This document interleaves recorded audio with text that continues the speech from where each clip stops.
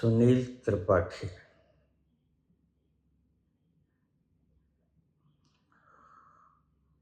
और बहुत से प्रश्नकर्ताओं के प्रश्नों का जवाब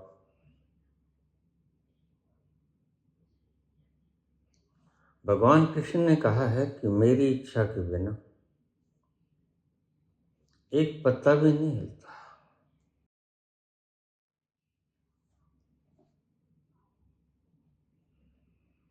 आपने बड़े कठिन सवालों के जवाब बड़े सरलतम ढंग से दे दिए।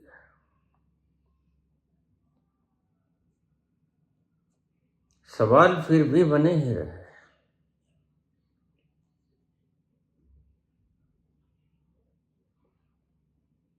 कृष्ण कहते हैं मेरी इच्छा के बिना एक पत्ता भी नहीं हिलता। कृपया इसका पूर्ण अंतस्थल में जाकर जहां तक बोला जा सकता वहां तक बोलने का कष्ट करें। क्यों कि हमें नहीं लगता कि इतना सेटिस्फैक्ट्री जवाब कोई और दे पाएगा।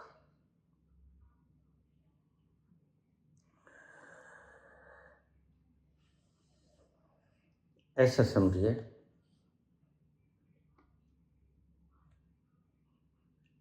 एक कोर्ट है, सुप्रीम कोर्ट ऑफ इंडिया। उसमें बहुत से अपराधी खड़े, किसने चोरी के, डकैती के, किसने बलात्कार किया,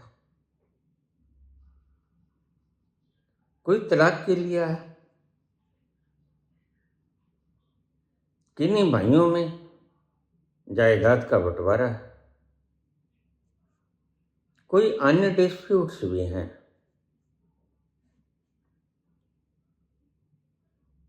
लेकिन एक वह व्यक्ति भी है जिसने 1000 कत्ल किया है और वह भी उनमें ही शुमार, और भीतर जज बैठा है।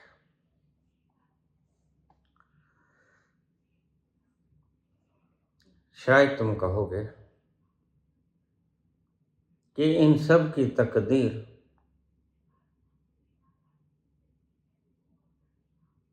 उस व्यक्ति के हाथ में है जो भीतर सुप्रीम चेयर पे बैठा CJI है या फुल बेंच है।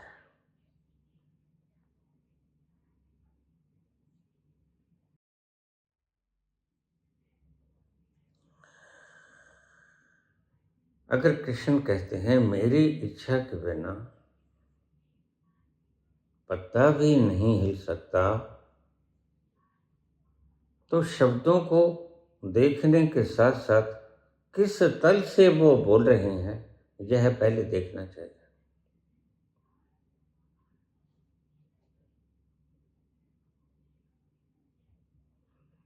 अगर कोई सुप्रीम कोर्ट ऑफ इंडिया का जज यह व्यक्ति जो 1000 कत्ल किए हैं और सारे प्रमाण मौजूद हैं, और वह कहे कि यह तो फांसी पर चढ़ेगा, तो क्या यह भविष्यवाणी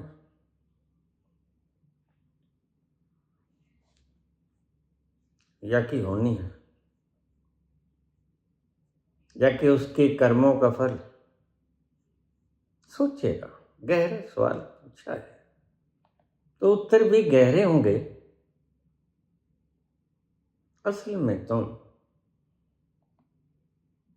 प्रश्न पूछते तो हो, लेकिन वो प्रश्न बड़े खोखे और फोके होते हैं, उनमें दम नहीं होता।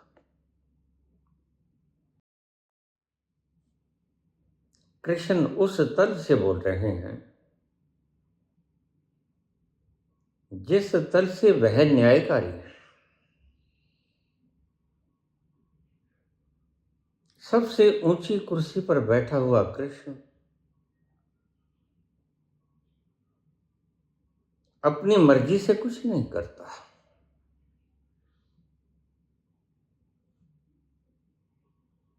अगर वह कहता है कि यह तो फांसी पर चढ़ेगा, because it's the rarest of the rare case, यह अपवादों में से भी अपवाद है। 1000 कत्ल और सबके बाकायदा सबूत। तो फिर अगर भीतर सीबीआई की कुर्सी पर बैठा हुआ कोई व्यक्ति ये कहते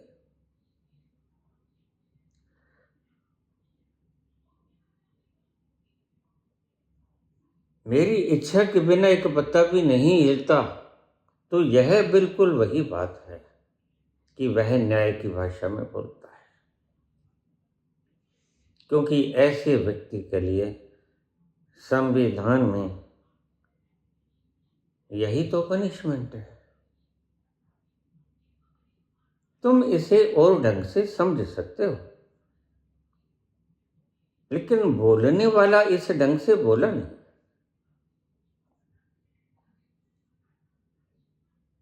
वह न्याय का सुप्रीमो है और साथ साथ वह न्याय की किताब संविधान के भीतर बंधा हुआ भी है। जब वह फैसला देगा तो नीचे वह लिखेगा कि मैंने यह फैसला क्यों किया। आपने कभी ऑर्डर की कॉपी देखी है? बाकायदा जज लिखता है किस कारण से मैंने यह फैसला दिया। मतलब कारण तो उसके कर्म ही हुए ना, न कि सीजीआई का स्वतंत्र दृष्टिकोण हो। और वह तो संविधान का रक्षक है, रखवाला है, लेकिन फैसला संविधान के विपरीत कैसे देगा?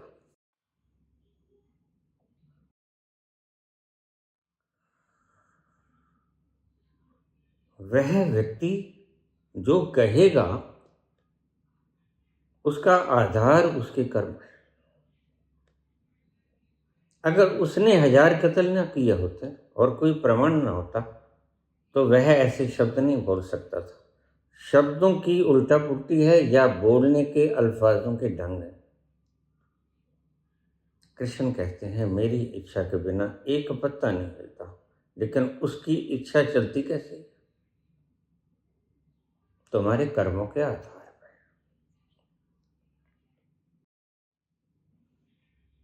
वर्ण उसकी स्वतंत्र इच्छा नहीं होती तुम्हें पनिश करने की। ध्यान रखिए, तुम सब कृष्ण के बाल बच्चे हो, और क्या वह अपने बाल बच्चों से बिना अपराध किए कोई उन्हें सजा देगा? फिर अगर कृष्ण ये अल्फाज बोलते कि मेरी इच्छा के बिना पत्ता नहीं हिलता, वह अकारण नहीं बोलते, वह सकारण बोलते हैं। काज एंड इफेक्ट है इसमें। किसी भी व्यक्ति के बोलने से पहले वह किस तल से बोला यह जरूर देख लिया करो।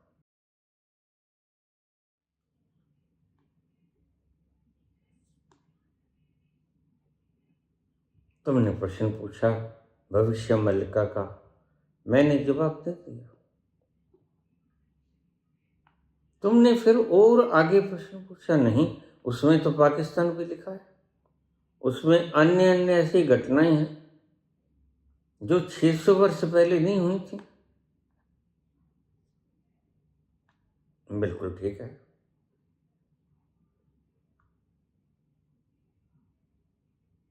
इतनी माथा खपाई करने की बजाय अगर तुम उस तल पर ही चले जाओ जहां जाकर सारे वेद की गांठें उड़ जाए, प्रश्न गर जाए, समझ आ जाए, और फिर कोई भी प्रश्न पूछने का तुम्हारा औचित्य न रह जाए। और मैं तुम्हें यही सिखाता हूं, बड़ा कीमती बेला है। काहे जिंदगी के लम्हों को तुच्छ चीजों में बेकार कर रहे हो। मैंने कुछ कह दिया और वह ठीक हो जाएगा, तुम मेरे पांव पकड़ लोगे आकर, लेकिन इससे तुम्हें क्या मिला? मैं तुम्हें कहता हूं, ऐसा कुछ करो जिससे तुम्हें कुछ मिल जाए। मैं तुम्हारे बंधन काटने के लिए आया हूं, और मेरे बंधन काटने के उपायों के बोलने के ढंग के ऊपर भी अगर तुम सवाल पैदा कर दो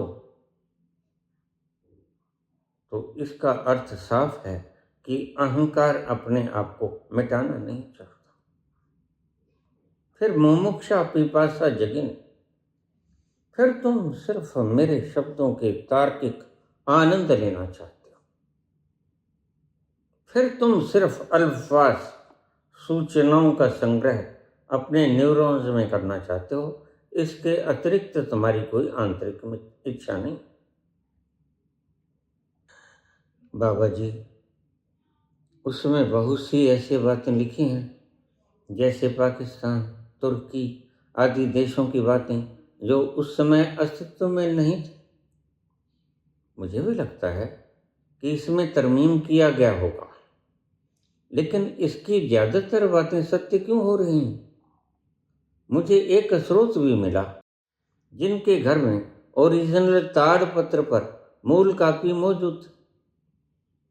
उनके पिताजी ने इस पर शोध कार्य किया है। उनसे मेरी बात हुई। उन्होंने मुझे अपने गांव उड़ीसा आने का आमंत्रण दिया और बोला कि हम आपको दर्शन करवाएं। इसके अलावा बहुत से और प्रमाण हैं। एक संत हुए थे जो नॉर्वे चले गए। उन्होंने भी प्रथम, द्वितीय और तृतीय विश्व युद्ध की बात अपने लेख में की थी। प्रथम युद्ध नियत समय पर हो जाने के बाद अमेरिकन डेलीगेट्स उनसे मिलने गए थे और इनका वार्तालाप अमेरिका के अखबार में आया था। मेरे पास हिंदी की PDF मौजूद है। आपकी आज्ञा हो तो मैं शेयर करूं। और भी तथ्य जो मैंने ढूंढे हैं, जिसका धार्मिक और वैज्ञानिक दोनों प्रमाण भी हैं मेरे पास। एक छोटा लेख भी लिखा था 2020 में, यदि आज्ञा करें तो मैं शेयर करूं। सब कूड़े में चला गया। एक साध है, सब सद है, सब साध है, सब जा है। मेरे लाख बोलने के बाद भी हमारी पंजाबी में कहावत है, पंचों का कहा सिर माथे, पर नाला ओथे दी ओथे। मैं तुमसे पूछता हूं कि तुम बदले क्यों ना? सुनील त्रिपाठी, मैं तुम्हें बदलने आया। मैं तुम्हारा ये कांटा जो तुम्हारे दर्द का कारण है, तुम्हारे प्रश्नों का कारण है, जो तुम्हें चुभ रहा, चस चस कर रहा, रातों की नींदें हराम हो रही, मैं वह निकालने आया। मेरे पास फोरसेप है। मैं उस फोरसेप से कांटे को पकड़ के बाहर खींच लूंगा। हमारी राहें अलग अलग है। कृष्ण कहते हैं, मेरी इच्छा के बिना एक पत्ता भी नहीं झूलता। और आप उसी को प्रश्न बनाकर गुब्बार खड़ा कर लेते हो। तो फिर ये बलात्कार क्या उसकी इच्छा से होती? फिर ये क्या कत्ल गारत उसकी इच्छा से होती? नहीं, तुम भटक गए। कृष्ण के कहने का जो मूल अर्थ था वो तुमने खो दिया। मैं तुमसे कहने आया हूं कि तुम्हारा दर्द मैं मिटा दूंगा। तुम्हारे पांव में जो कांटा चुभा वह निकाल दूंगा। तुम प्यासे हो, मेरे पास पानी। बात खत्म हो गई ना? तुम प्यासे हो और तुम्हारा रोआ रोआ तड़प रहा है डिहाइड्रेशन के कारण, और मेरे पास पानी। फिर गड़बड़ी रह कहां गई?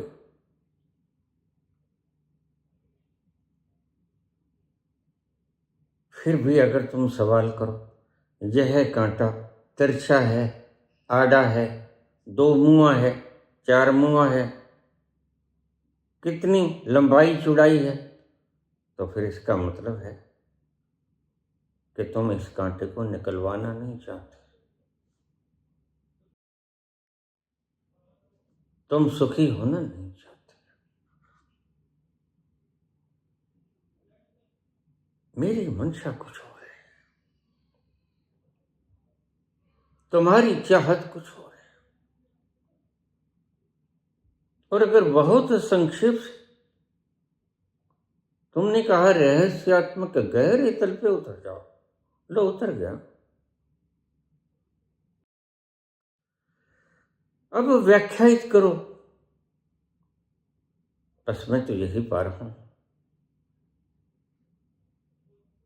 कि तुम तुम्हारी चिपकाहटों को मरने से डरते हो, और कुछ भी तो नहीं है। तुम चाहते हो मैं कभी ना मरूं। मैं यानी कि मेरा द्वंद्व पैदा करने वाला अहम,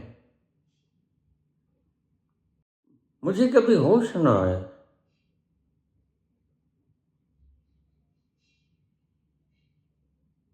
और चाहे लुट जाऊं सारा,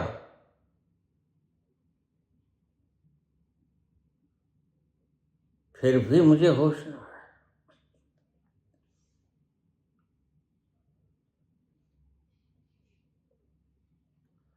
दिन में अगर चिराग जलाए तो क्या हुआ, सब कुछ लुटा के होश में आए तो क्या हुआ। जब दर्द इतना भारी हो जाता है मरीज को, उससे पहले वह लाख विचार करे सर्जरी करवाऊं न करवाऊं। कहीं ऐसा तो नहीं कि पीठ में लगने वाला इंजेक्शन मुझे मार ही ना दे। लेकिन ध्यान करो, जब एक ऐसी अवस्था भी आती है, तुम भी जानते होगे, जब सर्जरी के अलावा कोई उपाय रह ही नहीं जाता, तो तुम्हें टेबल पर बैठना ही पड़ता है। डॉक्टर, इस व्याधि के मूल कारण को हटा दो। मैं इसे ही मोह मुक्षा कहता हूं। जब तुम थक जाओगे इस कांटे से, मवाद भर जाएगी, चस चस करोगे, और फिर तो दिन में भी चैन नहीं और रात को भी चैन नहीं। फिर आखिर को तो तुम सर्जरी के टेबल पर आना ही पड़ेगा। सबको आना पड़ता है।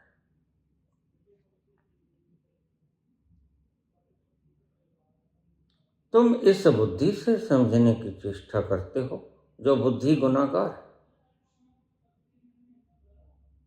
और उसके शब्दों को समझने की चेष्टा करते हो जो न्यायकारी है। फिर कितना फासला है दोनों में। कातिल मुजरम है, और न्यायिक व्यवस्था की कुर्सी पर बैठा हुआ व्यक्ति मुजरिम नहीं है। वह अपने संविधान के हिसाब से न्याय करेगा। तुमने किया तो है गुनाह, भाषा बोलते हो न्यायकारी, भला भेड़ भिड़ेगा कैसे? लाख ताड़पत्र पर लिखा है, कल को सत्य हो या असत्य हो, लेकिन वह जो नॉर्वे चला गया, वह जो उड़ीसा तुम्हें बुला रहा है, एक बात कभी उनसे पूछना। मेरे पास यहाँ एक PLR करने वाला व्यक्ति आ गया, मशहूर।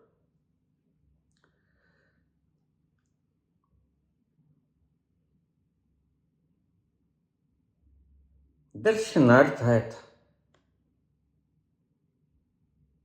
तो एक प्रश्न पूछना था। मैंने कहा क्या करते हो? कैसे? Past life for resurrection. अच्छा, अब तुम ऐसे स्थान पे खड़े हो, तुम झूठ नहीं बोल सकोगे, बताओ क्या तुमने अपना पिछला जन्म जान लिया है?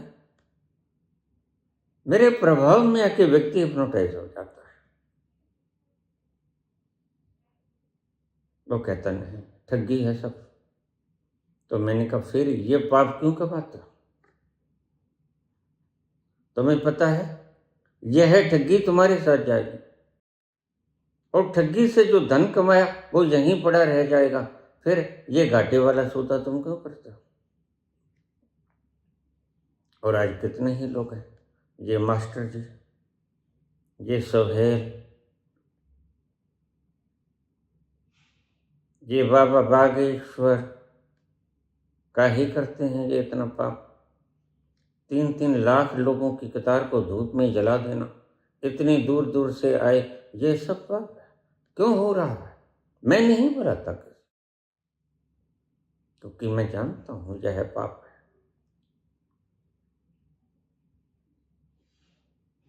मैं तुम्हें आराम से तुम्हारे बिस्तर के ऊपर मेरी बातों को सुनो, इतनी सुविधा जनक रूप से मैं तुम्हें सत्य बताता हूं, बिना किसी तकलीफ देही। मैं किसी व्यक्ति को एक रुद्राक्ष देने के बहाने से करोड़ों लोगों की संख्या को इकट्ठा नहीं करता, और उसकी भगदड़ में लोग मर जाते हैं, और तुम समझते हो कि दंड किसी को नहीं मिला, तुम गलती में हो। दंड मिलता है, वह जरे जरे में विद्यमान सर्जनहार बराबर साक्षी है हर चीज का। काज एंड इफेक्ट में दक्ष वह परम सत्ता जानती है किसके कारण ये हुआ।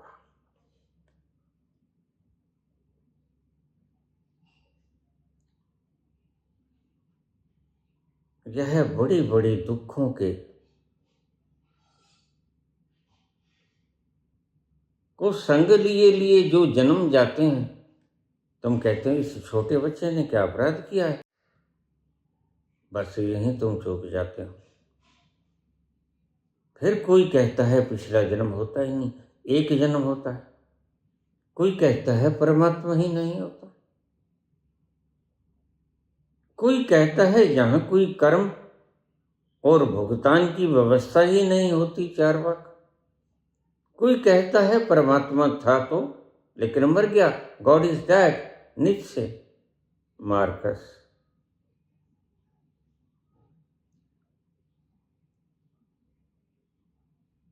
कोई आचार्य कहता है कि एनलाइटनमेंट होती ही नहीं, तुम्हारा कोई लक्ष्य नहीं, यहां बस खाओ पियो आनंद करो, बोझ मत रखो दिमाग पर, ना शादी कराओ। तो फिर बोझ तो आवारा कुत्तों के दिमाग पर भी कोई नहीं होता। वो जब चाहे मैथुन कर लेते, जब चाहे खा पी लेते। फिर क्या तुम कुत्तों की तरह हो? उनके बड़े बॉयफ्रेंड गर्लफ्रेंड होते हैं, क्या तुम उन प्रजाति में से आते हो? लेकिन नहीं पुत्र, तुमने जो प्रश्न पूछा,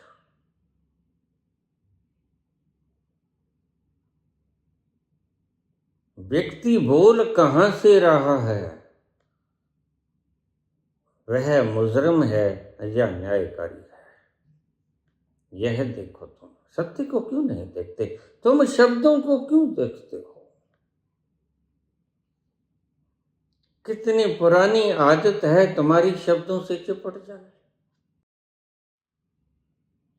और मैं रोज बोलता हूं कि शब्दों की चिपकाहटों को छोड़ो। इस पर लगी हुई शक्ति को एकत्रित करके एक बिंदु अपने अंतस में उतरो। तो अब तक कितनी बार पहुंच गए हो? यह प्रश्न फिर तुम्हारे अड़े ना आता। 6 वर्ष से मुझे तुम सुन रहे हो, और अभी भी उन लोगों के कमेंट्स आते हैं, और मुझे पता है आएंगे, कि बाबा तब तो आपने कहा था 4 लाख साल का पड़ा कलयुग, अब तुम कहे आ ही गया। कल तुमने ऐसा कहा, आज तुमने ऐसा कहा। तो फिर मैं तुमसे ये कहूंगा कि मुझे सुनना छोड़ दो, क्योंकि तुमने काम की बात कहां सुनी। मैं तुम्हें कहता हूं, तुम्हारी इच्छा है कि उसको मैं शब्दों में व्याख्यायित करूं, और मेरी मजबूरी है कि मैं शब्दों में व्याख्यायित उसे नहीं कर सकता जो शब्दों से कहा जा सकता ना। शब्द बड़े तुच्छ हैं, और वह बड़ा विराट है। तुम तो अगर आंखें हैं तो खोल के देख लो इस विशाल ब्रह्मांड को, तुम इसकी दूरी भी तो नाप नहीं पाओगे। फिर मैं इसे शब्दों में कैसे बांधूं?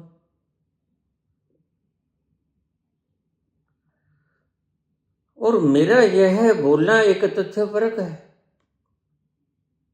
कि वह शब्दों में नहीं पहुंचा जा सकता।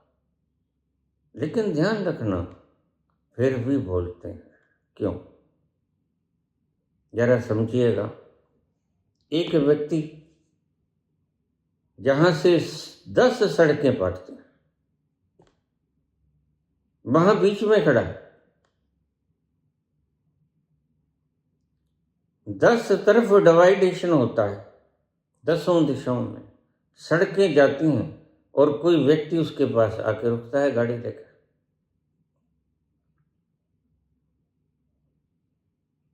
वो कहते हैं, महाशय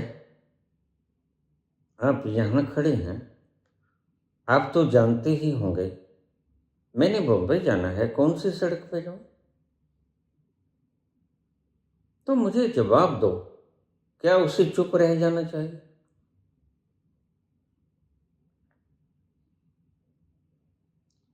दस तरफ से 10 डायमेंशन में सड़कें निकलती हैं, और वह व्यक्ति बीच में खड़ा है। उसके पास गाड़ी रुकती है, वो पूछता है, महाशय मैंने बॉम्बे जाना है, कौन सी सड़क जाएगी? तो उस वक्त उस महाशय का फर्ज क्या बनता है? बस वही फर्ज मेरा बनता है। तुम भूमत्रे हुए लोग हो, तुम्हें नहीं पता कौन सी दिशा कहां जाएगी, और इन 10 दिशाओं के बीच में खड़ा हुआ मैं जानता हूं कौन सी दिशा कहां जाएगी, कौन सी सड़क दिल्ली जाएगी, कौन सी सड़क पाकिस्तान जाएगी, कौन सी सड़क अमेरिका जाएगी, कौन सी सड़क बॉम्बे है, सब जानता हूं। तो उस अवस्था में क्या मेरा मौन रहना ठीक है?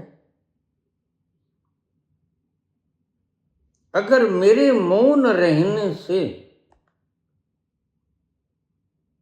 ज़्यादा संभावना है कि तुम अपनी मर्जी से चलोगे तो गलत राह पकड़ लोगे। ज़्यादा संभावना है, मैं कहता हूँ। और गलत राह पकड़ लिए तो तुम वापस आओगे, तुम कहोगे अरे यह तो लाहौर आ गया,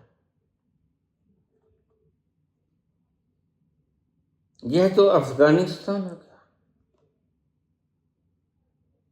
फिर मेरा न बोलना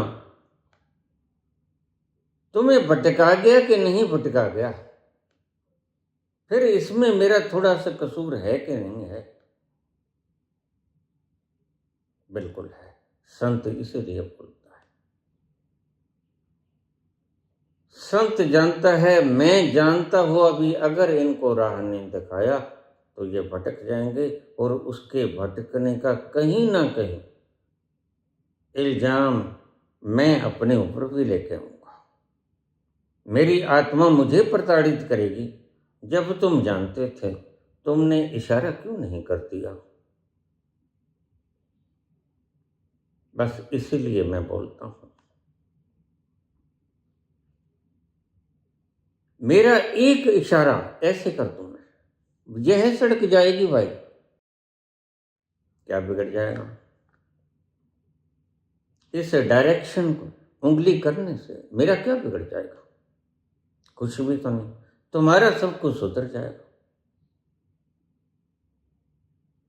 तुम उस सही दिशा में चल पड़े, सड़क पर चल पड़े, तुमने गंतव्य पा लिया, तुम वहां जाके धन्यवाद दोगे, बताने वाले ने मुझे सही मार्ग बताया था। और अगर मैं बिल्कुल चुपचाप खड़ा रहा तो तुम पता नहीं कहाँ निकलोगे और कहाँ पहुंचोगे। बस इसलिए मैं बोलता हूं, मत करो राधे राधे, मत करो 5 नाम, मत करो अखंड पाठ साहब का भोग, ये कुछ नहीं, बेकार है, कहीं नहीं पहुंचाएंगे आपको। कितने प्रश्न तुम सब लोगों ने मुझसे पूछे, तुमने 1000 प्रश्न पूछे, मैंने 2000 प्रश्नों का जवाब दे दिया।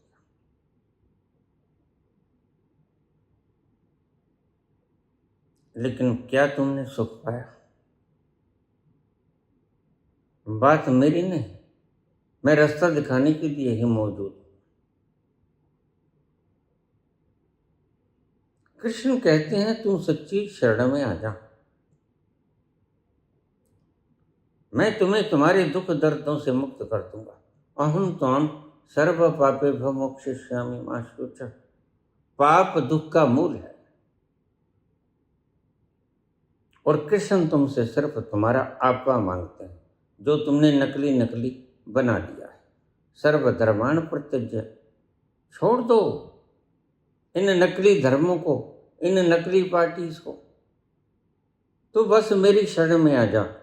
यानी मेरी बात सुन, तू श्रावक बन, तू शिष्य बन, तू मीन मेख मत कर, तू कांट छांट मत कर, तू सेंसरशिप मत कर, तू इस कैंची को फेंक दे, सीधे सीधे मेरी बातों को सुन, और तू पाएगा तू सही स्थान पे पहुंच गया।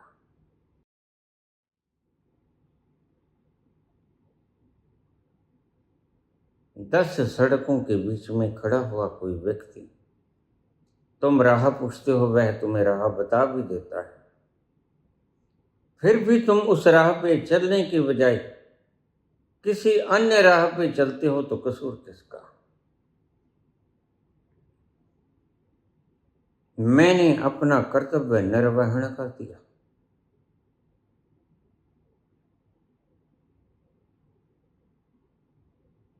क्या तुमने आज्ञा को शिरोधार्य किया? फिर पूछना ही नहीं। लेकिन अगर पूछ लिया तो मेरी जिम्मेदारी बनती है। और बहुत से गुरु तो ठहरा के पूछ लेते हैं, भाई ठहरो, जाना कहाँ है? क्योंकि मैं जानता हूं ये सभी सड़कें कौन कौन सी किधर जाती हैं। तो मुझसे पूछ ले, और उसी सड़क पे निकल जा। तू जरा ठहर के पूछ तो ले। लेकिन बहुत से लोग तो जन्मजात पैदाइशी ही सर्वज्ञ पैदा होते हैं। वह जानते हैं कौन सी सड़क हमें पहुंचा देगी, पहुंचते पहुंचते नहीं। ये जो डेरों के अंदर बाबा लोग हजूरों को चुन लेते हैं, क्या इन्होंने अपना आपा खंगाल लिया है? लेकिन ये दूसरों को दिखाएंगे मार्ग। फिर क्या ये ठीक है?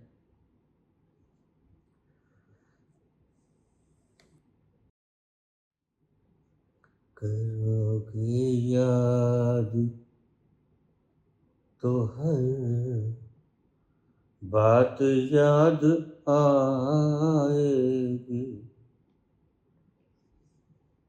गुजरते वक्त की हर मौज ठहर जाएगी। करोगे याद तो हर बात याद आएगी, गुजरते वक्त की हर मौज ठहर जाएगी। करोगे याद तो हर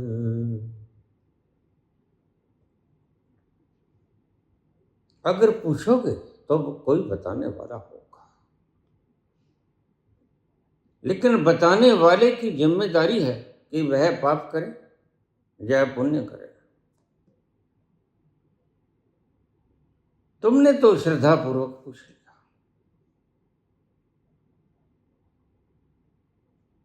अब जिम्मेदारी आती है बताने वाले की। ऐसे ही जन्मजात अपंग, अंधबुद्धि, मंदबुद्धि, क्षीण बुद्धि नहीं पैदा हो जाया करते। कहीं न कहीं किन न किन्हीं रस्तों पर इन्होंने गुमराह किया होगा। उस विराट की इस सृजना को नुकसान पहुंचाया होगा। तुम्हें पता है, सिर्फ मुर्गे का सिर कलम करना या मेमने का सिर कलम करना ही अपराध नहीं होता। पेड़ का सिर कलम करना भी अपराध होता है। लेकिन तुम फिर भी आंखें मूंदे अपराध किए जाते हो, जबकि तुम्हें पता है कि तुम अमर नहीं। यह पेड़ कटते ही ऑक्सीजन बिखेरना बंद कर देगा, और वह ऑक्सीजन तुम्हें भी जीने के लिए चाहिए, तुम्हारे बच्चों को भी चाहिए, और आने वाली सभी पुश्तों को चाहिए। तुम एक पेड़ को बचाकर न जाने कितनी पुश्तों का उपकार कर पाओगे। जरा सोचो, क्या गंगा स्नान करने के लिए बनी है? आज तक तुम्हें यह प्रश्न किसी ने पूछा नहीं होगा।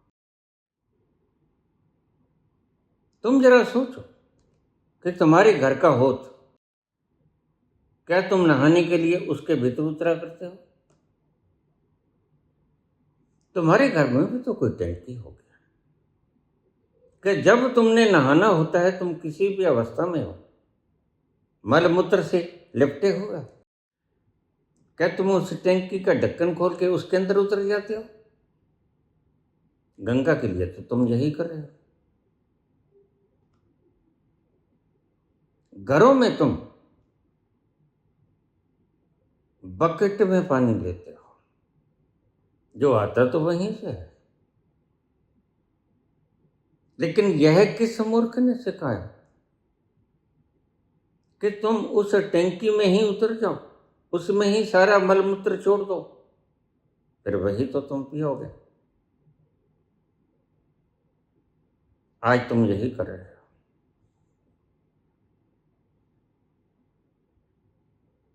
मैं तुम्हें कहता हूं, गंगा में स्नान ऐसे नहीं, ढंग होते। तुम वहां से बकेट भरो। मैं गंगा बहुत स्नान किया,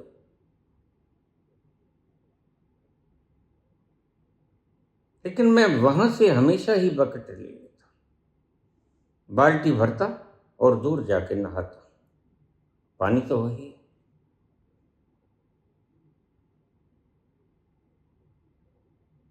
मुझे लोग कहते आप इसमें गोता लगाओ ना, हर हर गंगे करो। मैंने कहा नहीं, यह पाप मैं नहीं कर सकता। जो नहाएगा उसके शरीर पे पसीना भी है, सिर पर धूल भी है।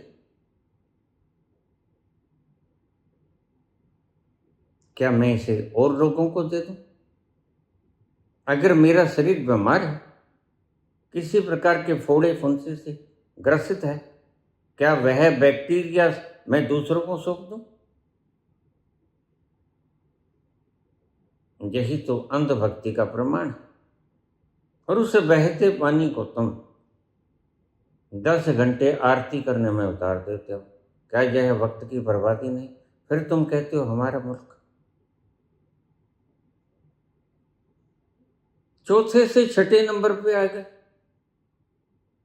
भाई तुम्हारा ही तो मुल्क आएगा, कोई चाइना थोड़ी आएगा। तुमने रास्ता सही चुना नहीं, तुमने सही जानने वालों से पूछा नहीं। तुमने रास्ते सदा उन्हीं से पूछे और उनकी संख्या ज्यादा होती है, निश्चित।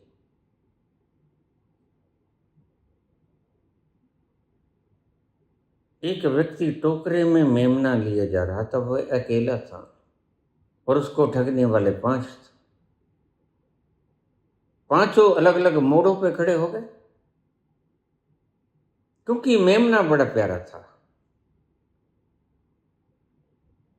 उसको देखकर सबके मुख की लार टपक पड़ी।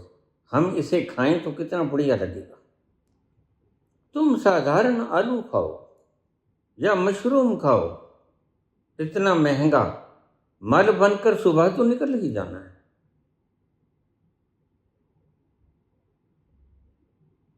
फिर तुम बिना काम के अगर पेट्रोल फूकोगे, अपनी किसी बात को छुपाने के लिए या अपने ही किसी काम को सॉल्व करने के लिए, फिर तुम देश प्रेमी कहाँ रह गए? तुम तो अपनी ही कोई समस्या सॉल्व करने चले, चाहे अमेरिका चले हो, चाहे नॉर्वे चले।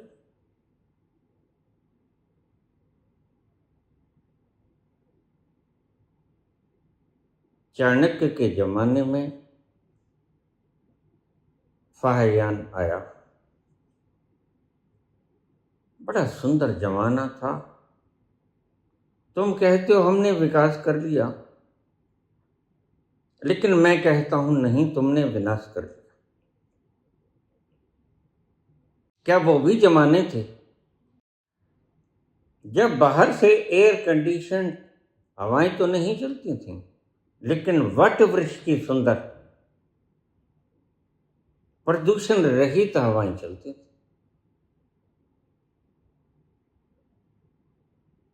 तब तुम्हारे भीतर इम्यूनिटी थी। आज इम्यूनिटी खो गई। तो बताओ नफा हुआ या नुकसान? तुम्हारी समृद्धि ने क्या दिया? आज चारों तरफ धुआं ही धुआं है। कल चारों तरफ रेडिएशन ही रेडिएशन होगा। क्या इसे तुम विकास कहते हो? हर वक्त इस प्लेनेट पे रहने वाला व्यक्ति ज्वालामुखी के ऊपर बैठा हुआ कभी शांति से सो सकता है? जहां पर 20,000 की मात्रा में अणुबम रखे हैं और पता नहीं किस वक्त क्या हादसा हो जाए, क्या तुम शांति से सो पाओगे? एक व्यक्ति शांति से सो पाएगा, सिर्फ एक। वो है संत कृष्ण। तो भरी महाभारत की आग में भी अर्जुन को अपना विराट स्वरूप दिखा सकता है। वह तो किसी भी हालात में जिएगा और उसी प्रकार खुशी से जिएगा, उसी प्रकार जिस प्रकार वह निधि वन में गोपिकाओं को करुणा रस प्रवाहित करता है, उसी तरह महाभारत के युद्ध में भी वह अर्जुन के ऊपर करुणा रस बिखेरेगा। उसमें कोई फर्क नहीं पड़ेगा। उसकी करुणा निरंतर प्रवाहित है, वो चाहे निधि वन हो, वो चाहे महाभारत हो। उसकी करुणा के प्रवाह में रत्ती भर भी फर्क नहीं पड़ता। वह निरंतर स्वाभाविक रूप से बहता है, गंगा की तरह। मुझे सब पता होता है। तुम्हारा कोई भी प्रश्न तुम शुगर कोटेड कर लेते हो, भीतर से होता है पुनीत। और मैं चाहता हूं कि प्रश्न ही ना निकले। हमारी दोनों की दिशाएं अलग ही नहीं बल्कि विपरीत। मैं चाहता हूं उस अतल पर निकल जाओ, और मैं तुमसे कभी कुछ मांगता भी नहीं। भला इसमें मेरा क्या लाभ है? अगर तुम अपने ही अंतस में अपने कमरे में बैठ के शांति को प्राप्त हो जाओगे, इसमें किसी बुद्ध को क्या लाभ है? बुद्ध को तो पता भी नहीं तुम कहां बैठते हो, कहां के हो। अगर तुम शांत हो जाओ, तुम्हारी व्यथा मिट जाए, तुम्हारे मन का शोरगुल जो सांसारिक अभावों के कारण या संसारिक कष्टों के कारण वो मिट जाए, तो इसमें किसी संत का क्या लाभ?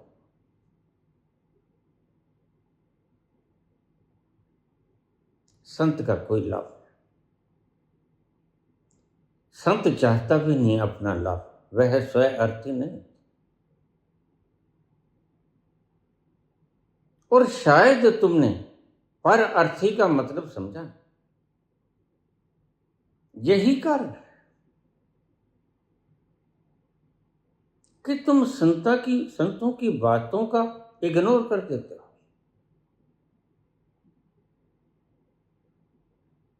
कोई व्यक्ति 1 रुपए की चेंज लेने गया था, मारवाड़ी था। तो किसी वणिक के पास गया, कहता भाई 1 रुपए की चेंज मिल जाएगी? कहता मिल तो जाएगी भाई।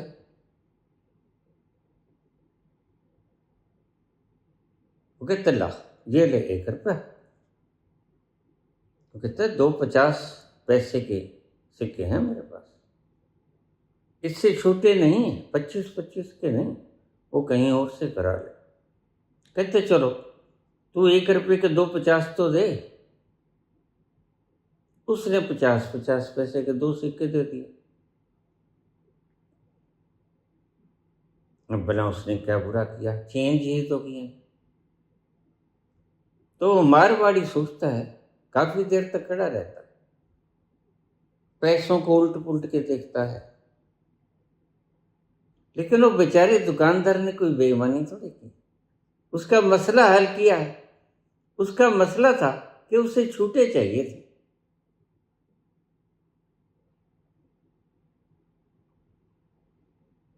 तो दुकानदार पूछने लगा, भाई क्या सोच रहे हो? ठीक नहीं लगे तो 1 रुपया वापस लेके ये मेरे को दे दो वापस। किस सोच में डूबे हो तुम?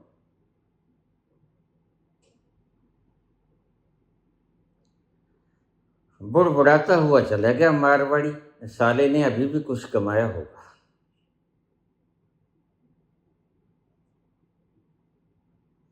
बस यही तुम्हारी मनोवृत्ति है। तुम भी गुरु के प्रति यही नजरिया रखते हो। इतना भूखा गुरु अभी भी कुछ कमाया होगा, क्योंकि तुमने करुणा नाम की चीज को प्रवाहित होते अपने भीतर नहीं देखा। यही दुविधा है प्रत्येक व्यक्ति की। मुझे लोग पूछ लेते हैं, बाबा अवश्य ही तुम्हारा कोई स्वार्थ नहीं तो होगा।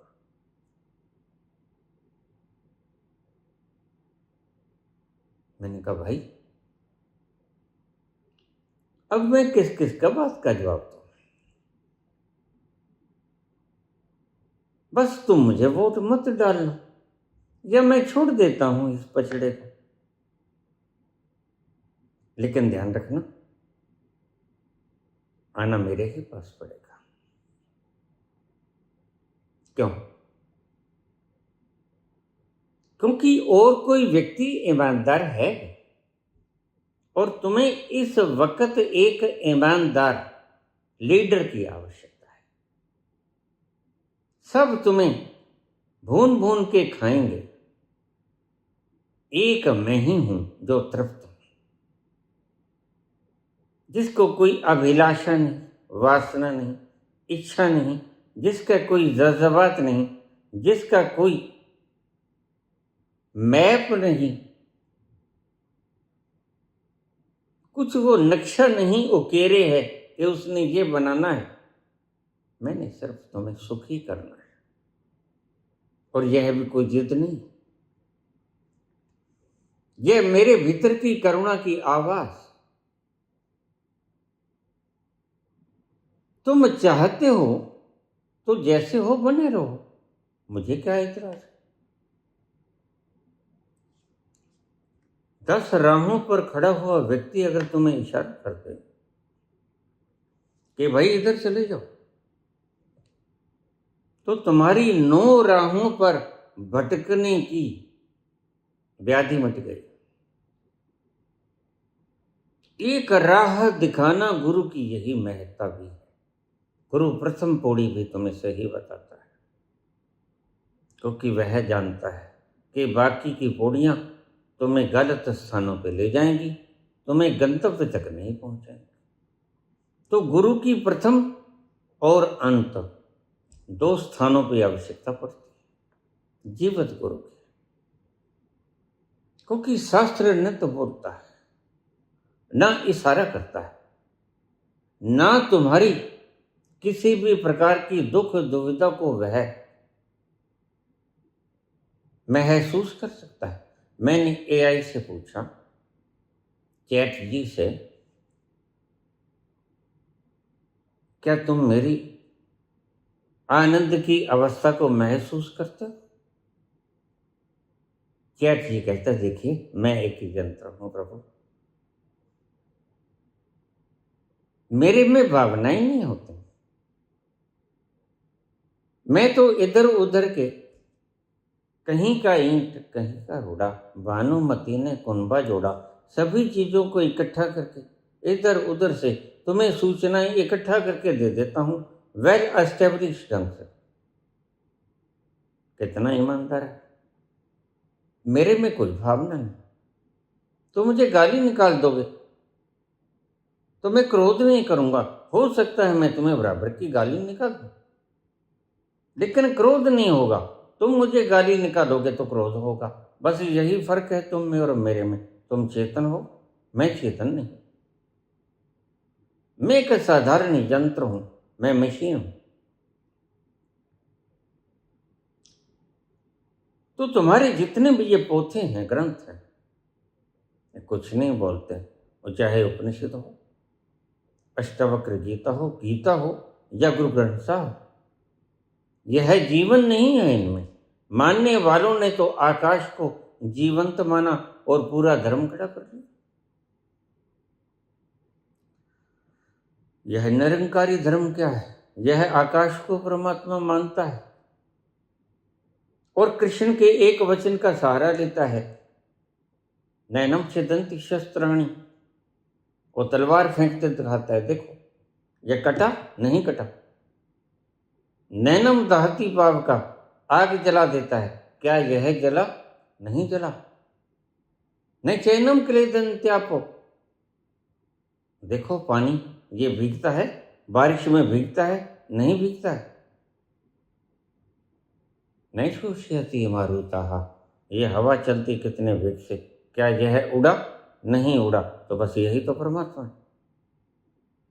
तर्क रूप से बिल्कुल ठीक है, इसलिए तुम्हारा तर्क जचा, इसलिए बहुत संख्या वहां पहुंच गई। लेकिन मैं तुम्हें एक बात बताऊं, देखने वालों ने देखा है धुआं, देखने वालों ने देखा है धुआं, किसने देखा दिल मेरा जलता हुआ। कल चमन था आज एक सहरा हुआ, देखते ही देखते ये क्या हुआ। कल चमन। मैं तुमसे पूछता हूँ निरंकारी भाई हो, सब ठीक है, शस्त्र ने काटा नहीं, अग्नि ने जलाया नहीं, हवा ने उड़ाया नहीं, पानी ने गीला नहीं किया, लेकिन सत्य चित आनंद कहाँ है चेतन? ये तलवार के फिरने से आह तो निकलती अगर ये चेतन होता तो। तुम किसी व्यक्ति को काटते हो, मंसूर कट रहा था, आह तो भर रहा था, दर्द तो हो रहा था, लेकिन तुम्हारे आसमान ने कोई चीत्कार की? ध्यान रखना, जब चेतना इस खड्डे से निकल जाए तो तुम तलवार से काट दो, यह आह नहीं भरेगा, क्योंकि चेतना नहीं है इसमें। ऐसे ही तुम्हारा आकाश, यह आह नहीं भरेगा क्योंकि चेतना नहीं। और आनंद, क्या यह झूमता है खुशी से? अगर खुशी से झूमता तो बागों में तुम जाते हो, चाहो ना चाहो तुम्हारे नासापुटे सुगंध से भर जाते हैं। तुम दुखी क्यों हो इस आसमान के भीतर रहते हुए? हर वक्त 24 घंटे इस आसमान के तले रहते हो, लेकिन फिर भी सुखी नहीं। कहाँ है चेतन और कहाँ है आनंद? फिर यह परमात्मा कैसे हो गया? तुमने कृष्ण का शब्द तो उठा लिया और अपने तरीके से परिभाषित कर दिया, लेकिन भाइयों चूक हो गए। ये दो मुख्य तत्व के लिए ही तो दुनिया भाग रही है। आनंद, आकाश में आनंद है, और चेतन, आकाश चेतन है नहीं। फिर यह निरंकार कैसे है? फिर तुमने कृष्ण के शब्द का इस्तेमाल गलत क्यों किया? तुम गुनहगार हो। और बहुत से लोग अपनी वोकैबुलरी से, अपने सेंसरशिप के दिमाग की काटने की क्षमता से तुमको गुमराह किया। ये जो PLR करने वाले हैं, मैंने इनको बहुत पहले चेतावनी दी थी कि मैं तुम्हारे सामने एक व्यक्ति लेके आता हूं, तुम बता दो पिछले जन्म में यह कौन था, और मैं जानता हूं यह कौन था। ये नहीं बता पाएंगे। मेरे पास आके बहुत से PLR करने वालों ने आशीर्वाद मांगा है तो पाप, लेकिन क्या करें, पापी पेट का सवाल। पापी पेट के सवाल के लिए पाप करना पड़े तो कोई गुनाह भी नहीं है। मैंने कहा गुनाह तो है, लेकिन जब मजबूरी है तो तुम करो। मैं थोड़े तुम्हें दंडित करूंगा, वह न्यायाधीश तुम्हें दंडित करेगा। यह उसकी कचहरी का मसला है। मुझको बीच में इंटेंगल मत करो।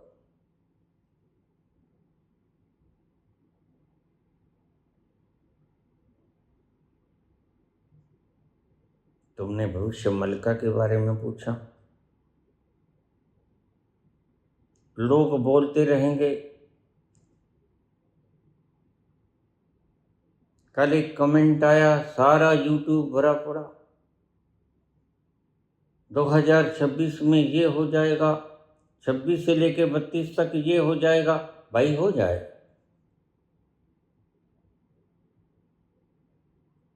लेकिन मैं तो तुम्हें ये सिखाना ही नहीं चाहता। यह उस तल से बोली गई बात है जो न्याय की सबसे वरिष्ठतम कुर्सी पर बैठा है, और वो जानता है यह जो मुजरम मेरे सामने खड़ा है, यह rarest of the rare, rare में से भी रेयरेस्ट की श्रेणी में आता है, और इसका अंजाम क्या होगा? फांसी, सजाए मौत। तो क्या वह कह दे कि यह व्यक्ति मरेगा, यह कोई भविष्यवाणी नहीं, यह न्याय का सही आनुपातिक विवरण है, विश्लेषण है। संवैधानिक रूप से इसका यही हशर है। तो कृष्ण इस भाषा में बोलते हैं कि मेरी इच्छा के बिना पता नहीं हिलता। बोलेगा तो न्यायकारी, लिखेगा भी कारण, ऑर्डर के नीचे किस किस कारण से इसको सजाए मौत दी गई, विवरण लिखना पड़ता है। परमात्मा भी विवरण जानता है। तुम्हें ऐसे ही दंडित नहीं कर देता वो। तुम शिकायत कर सकते हो, हमारे साथ भेदभाव क्यों हुआ, लेकिन तुम्हारी शिकायत व्यर्थ है। इसलिए मैं रोज तुम्हें कहता हूं, तुम ना तो शिकायत करना, ना तुम प्रार्थना करना, क्योंकि तुम्हारी प्रार्थनाएं यहां तो हो सकता है सुनी जाएं, परमात्मा तो बिल्कुल नहीं सुनता, क्योंकि वह न्यायकारी। अगर न्याय से जरा भी चूके तो पक्षपाती हो जाएगा, उसका न्याय खत्म हो जाएगा, फिर दूसरे के लिए अन्याय हो जाएगा।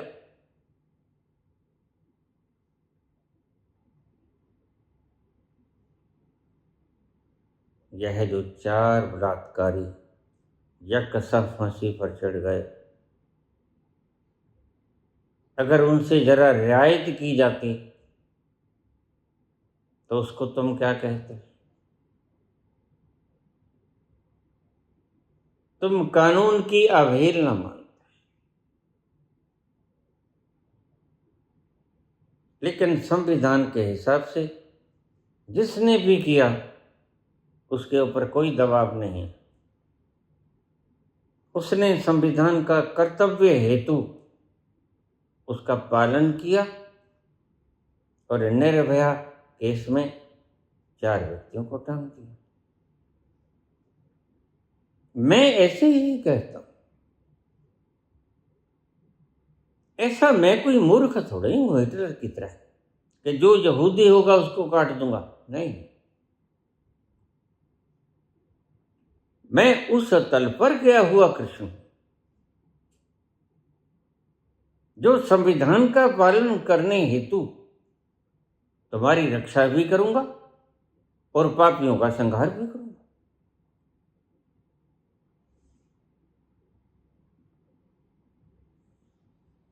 यदा यदा हि धर्मस्य ग्लानिर्भवति भारत, अभ्युत्थानम् अधर्मस्य तदात्मानं सृजाम्यहम्। पित्राणाय साधूनां, साधुओं की रक्षा के लिए, विनाशाय च दुष्कृतां, दुष्टों को फल देने के लिए, दंडित करने के लिए, धर्म संस्थापनार्थ, वहीं धर्म आसीन होगा। संभवामि युगे युगे। वक्त वक्त पर मैं अवतरित होता हूं, मैं ही कृष्ण। न्याय जो करता है, न्यायिक व्यवस्था जो संभालता है,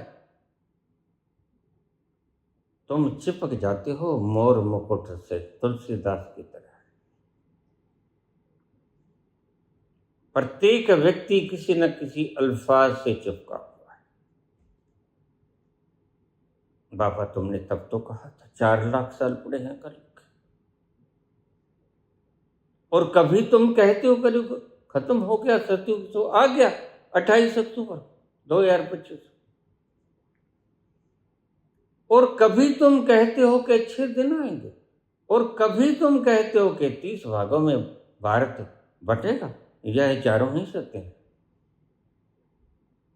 तुम्हारी बुद्धि इसको मल्टीफर्केट करती, इसमें मेरा दोष नहीं, इसमें दोष तुम्हारी बुद्धि का है।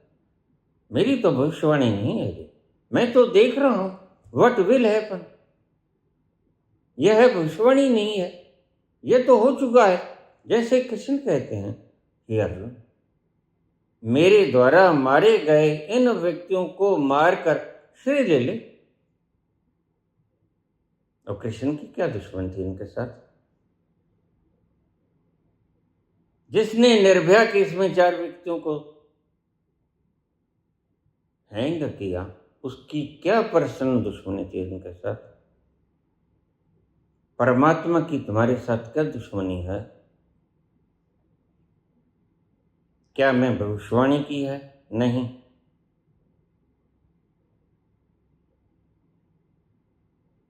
मैंने फल का वर्णन किया है, मैंने हुक्म को बांचा है।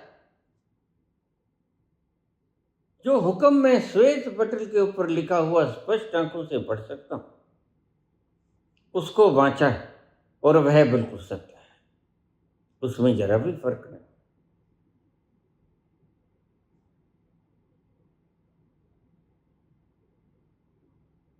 लेकिन मैं तुमसे पूछता हूं, तुम 6 वर्ष से मुझे क्यों सुन रहे हो?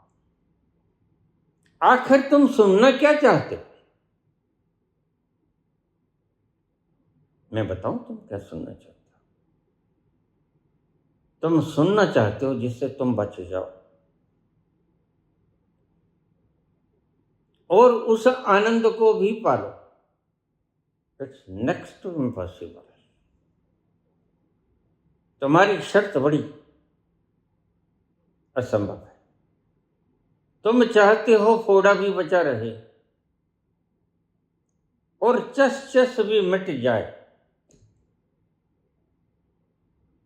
लेकिन देखिए, सत्य में ऐसा नहीं होता। सत्य में थोड़ी देर के लिए हो सकता है। मैं तुम्हें इंजेक्शन देता हूं, एनेस्थीसिया का। थोड़ा चस चस कर रहा, तुम्हारा ब्रेन से संपर्क टूट गया, चस चस तो हो रही, लेकिन उसकी सूचना उसे नहीं मिल रही जो महसूस कर रहा था कि फोड़ा चस चस कर रहा है। बीच की वो संचार प्रणाली मैंने अवरुद्ध कर दी थोड़ी देर के लिए, तुम्हें एनेस्थीसिया देके। रात को तुम्हारे विचार रुक जाते हैं।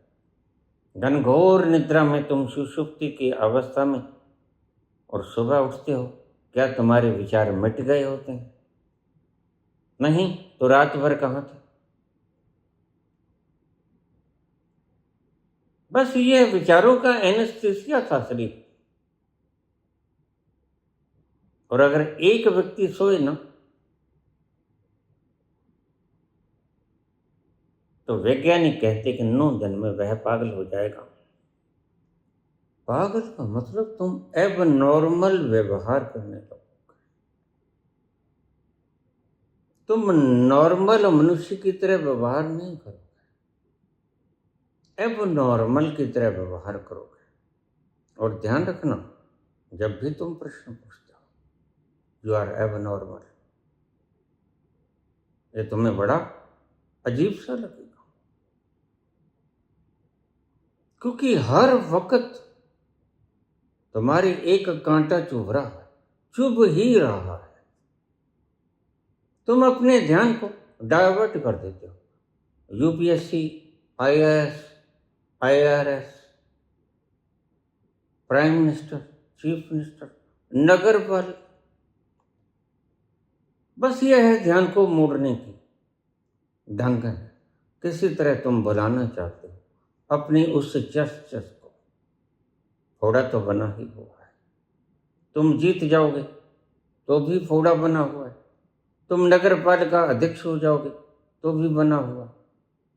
तुम सीएम हो जाओगे, पीएम हो जाओगे, या कोई बड़ी कैबिनेट तुम्हें मिल जाए तो भी फोड़ा तो बना ही हुआ है।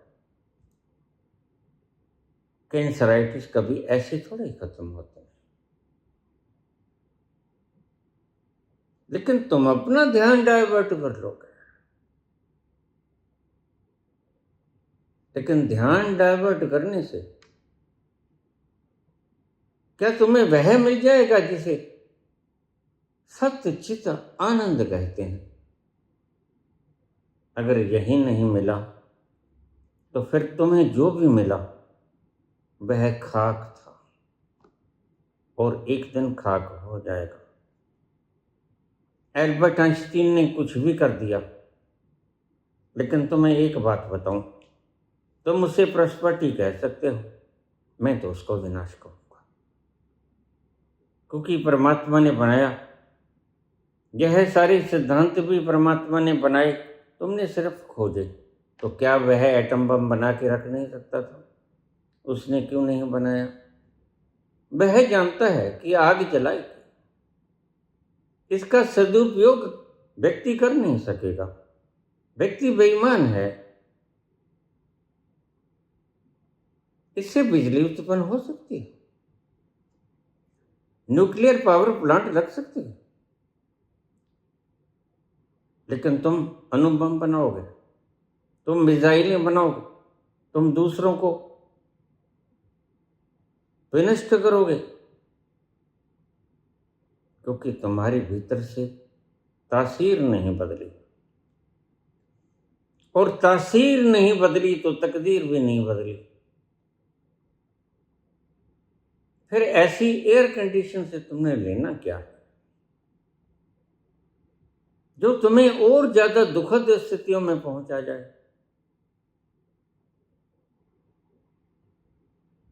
तुम आज सुविधा संपन्न हो, सुखी नहीं हो, ये समझ लो बात। सुविधाएं हैं तुम्हारे पास, सुख तो तुमने जाना ही नहीं। और कृष्ण जिसकी तुम बात करते हो, निरंकारियों, वो कृष्ण तो उस चेतन और आनंद की बात भी करते हैं जो तुम्हारे रोले रप्पे में खो ही गया। उसका तो कहीं कोई जिक्र ही नहीं। जबकि बात तो कृष्ण की यही थी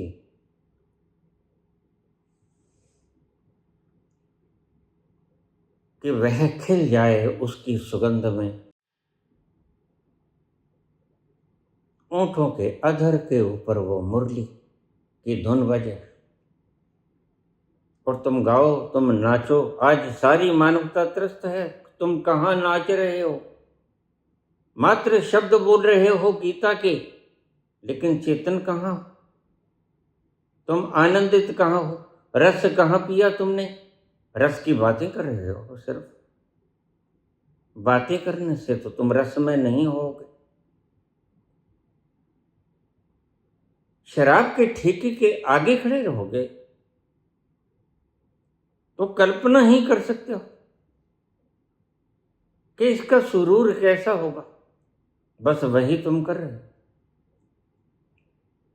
नहीं, मैं कहता हूं इन प्रश्नों को छोड़ना होगा। कब छोड़ोगे? 6 वर्षों तक भी तुम वहीं के वहीं हो, नीचे जा नहीं सकते, क्योंकि यह तुम्हारी मजबूरी है। कॉन्शियसनेस लेवल जहां तक तुमने बढ़ा लिया सो शुभ है, तुम उससे नीचे नहीं जा सकोगे, लेकिन उससे ऊपर भी तो नहीं गए। जाना तो तुमने उससे ऊपर था।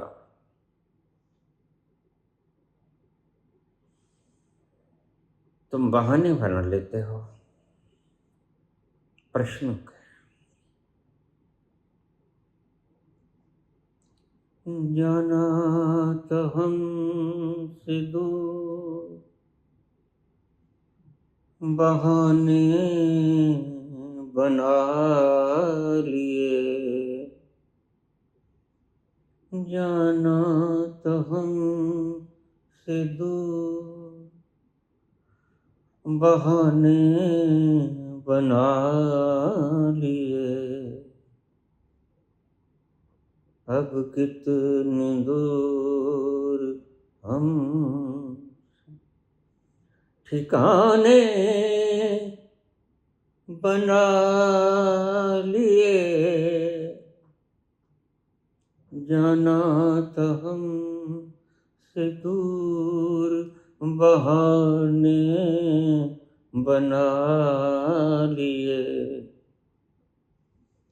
अब कितनी दूर हम ठिकाने बना लिए। जाना तो हमसे दूर।